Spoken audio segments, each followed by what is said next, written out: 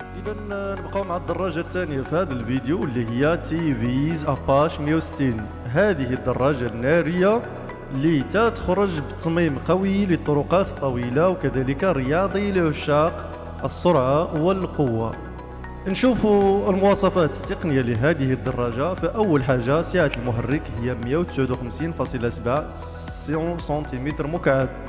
هذه الدراجة تحتوي على أسطوانتين جوج للسيلان 5 رابور. الكاروسري كما كيبان لكم فهو كاروسري قوي مع ريزيرفوار كيوصل حتى ل 16 لتر. فهذه الدراجة فهي مصنوعة للطرق الطويلة والتبريد يكون عن طريق الهواء. كانت هذه أهم المواصفات الضرورية لهذه الدراجة. نشوفوا الدراجة الأخيرة تي فيز رايدر 125.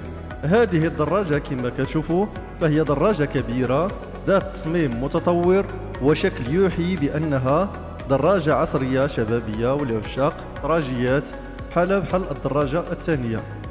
محرك بسعة 124.76 سنتيمتر مكعب، تحتوي على كاربيراتور و5 رابور.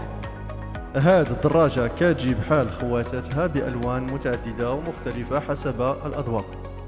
إذا كانت هذه خلاصة لأهم الدراجات اللي غادي يدخلوا السوق مباشرة بعد اتفاق الشركة الهندية مع شركة التسويق المغربية.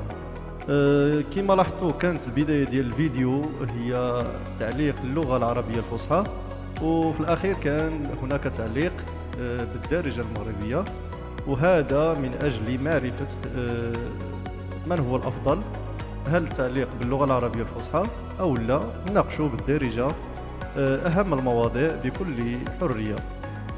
إذا نشكركم على تتبعكم واهتمامكم، ما تنساوش سبسكرايب ولايك، ونشكركم على حسن تتبعكم.